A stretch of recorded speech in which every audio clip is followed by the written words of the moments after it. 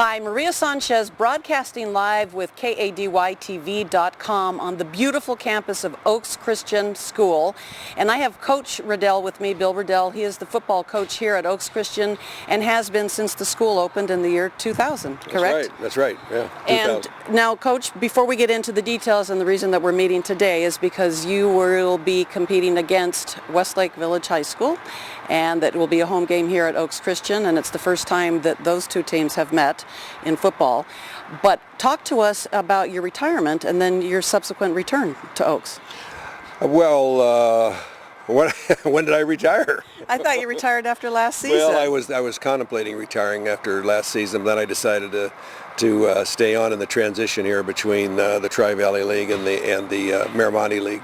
So that's what I've done, and then in January we'll sit down and review if I would continue on as the coach or not. So that is yet to be determined. Now, as a disclaimer, because I'm all about full frontal revelations, I should admit that I am a founder here at Oaks Christian, and that my three sons not only attended but graduated from Oaks Christian, and that my eldest son Nick played with you on the first ever team at Oaks Christian. Then it was a JV team because there was only a freshman and a sophomore class, and Nicholas played all 4 years here, and it was a life-changing event for him and for our family because of not only your leadership but the way you motivate and the example that you set for them as gentlemen, not just players. Well, I appreciate that. Your son was an outstanding player, and he's an outstanding young man. So we're very fortunate here at Oaks Christian. We've had some great kids go through here. Not only great football players, great athletes, but just great kids. And that's one of the real fortunate things about the school is the faculty and administration have such a genuine concern for the students here that I think it comes through. And people really, I think, have a good experience, learn a lot, but I think their experience here is what makes it all worthwhile. And as a background, just to let our viewers know if they're not familiar with Oaks, some of the subtleties are that then, I don't know if it's true now, you didn't ever put the players' names on the back of their jersey because it wasn't about individual performance, it was about the team as a whole. Well, a lot of schools do that, and there's some people that have tried to get us to do it. I just don't, I have really no problem with people that do that. I just never have done it, and I would rather not. I think maybe we did it at Crespi High School when I was there for maybe a couple years, but I just think it's better that you don't put the names on the back. It's a team game, and I don't think we need to point out. But, honestly, there's great teams that do that, and, most of the colleges, I think, do it too. I don't think SC does it, but most of the colleges do it. And another thing that I noticed that I don't know if it continues, and again because I was around at the beginning and haven't followed through once my sons graduated, was that you had pride as opposed to captains. That's right. We have what we call the pride, and it doesn't matter how many. It could be 2, could be 3, could be 6, 8 kids, and they're responsible for running the team. They're responsible for the discipline of the team, and anything that they do from a disciplinary punishment to a kid or something like that they have to go through me first to decide what we're going to do. But they're basically the ones that are responsible for the team, and also on the weekends at parties, they're the ones that are responsible. Has it worked? It works most of the time. Has it worked every time? No. Okay, but it's great when you can be disciplined by your own teammates, and it's worked pretty well over the years. And finally, one of the other things that was so refreshing is to watch the pride walk onto the field as for the coin toss, and they would be holding hands. Yeah, well, that's a tradition that we've done here. Now we appoint individual captains for each game, and then you can only take 4 out there. So I think there's 6 members of the Pride. So we have 4 individual captains that we choose each week. The coaches choose each week, but the Pride is something that stays in place from. We appoint those usually around February or March, and then they stay throughout the entire time. That's over the summer, and again, they're the ones that are responsible for the discipline of the team. So let's fast forward to tomorrow. So here we go. You're in the Miramonte League, and it doesn't get much bigger than Westlake High. They've been around for, 20, 30 years? At least, yeah. And Jim Benker does a fabulous job over there, and Westlake's a great program. I really admired Jim. He coached with me at Crespi for 4 or 5 years when I was there, and much of the success we had at Crespi is the result of having a quality coach like Benkert run our offense.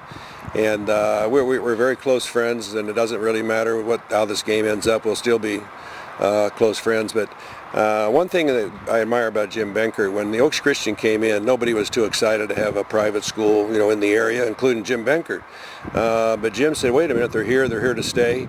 So he went ahead and not rebuilt, because his program was already very successful, but he made a very, very good program, one of the great programs. Why many of the other coaches, in the area, say what a disadvantage they have. Well, not Jim. He went out and built his program, and now he's got one of the finest football programs in the country. So can you let our viewers know anything about what they might look forward to seeing tomorrow night in the matchup? Well, Westlake has a great quarterback, great running back. The Nick Isham kid, I think, is one of the top quarterbacks in the country. He can run, he can throw. He'd be a great player to go to Utah or to go to University of Oregon, Oregon State, if he wants to stay, on the West Coast and the Pac-10. He's a great player. They have a great receiver. That's a Division I straight receiver. They got some great linemen. They're very well coached on offense and defense. Play good special teams, and very disciplined program, and one of the better teams that we have played in the 10 years I've been at Oaks Christian. And what about the Oaks, the Lions? Well, the Oaks Christian, we are probably, from a standpoint of experience, we're probably a little inexperienced compared to what we have been in the past. But we have some great skilled kids, great receivers, and Jordan Payton, Blair Holliday, and Jordan Payton will be back. Dylan Vanderwall will be back from an injury. He'll play for us.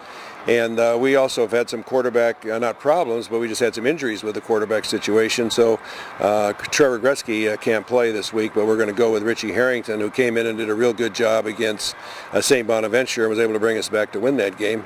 But I do hope Trevor will come back, because he was our starting quarterback, and he's an outstanding player, as well. But I have to hand it to Richie Harrington. He's come in and done a real good job for us. And then what about attendance? I understand you're expecting capacity. Well, I think they cut the tickets off at 6,000 or 7,000, people. So, so it's the largest. Well, I've been told it's the largest single attendance event in Westlake Village history. So we're looking for, it's going to be a lot of fun. Now, I think we could probably draw 10 or 12,000, but we're going to have to cut it off. I think the fire marshal said, I can't remember the number, 6,000 or 7,000, but I believe it's sold out.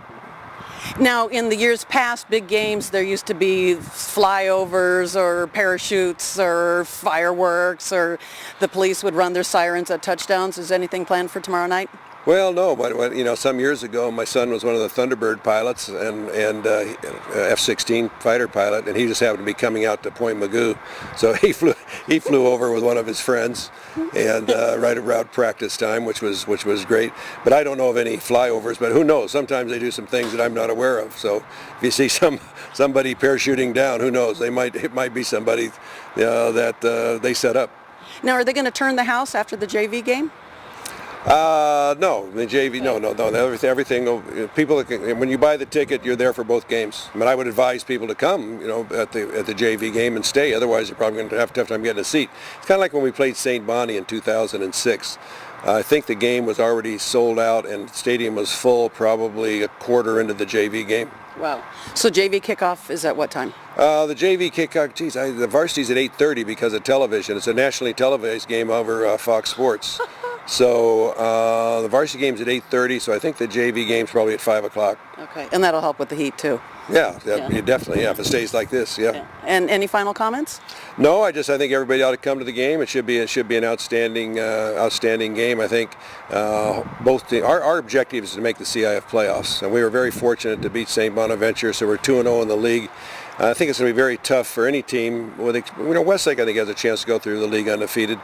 But I think any team's going to have a tough time getting through. But I think there's a very good chance, regardless who wins this game, that we might play again in the playoffs. Well, congratulations, and thank you for taking the time, and good luck tomorrow. Yeah, I appreciate it. Coach Bill Redell, we're on the campus of Oaks Christian. Maria Sanchez, KADYTV.com.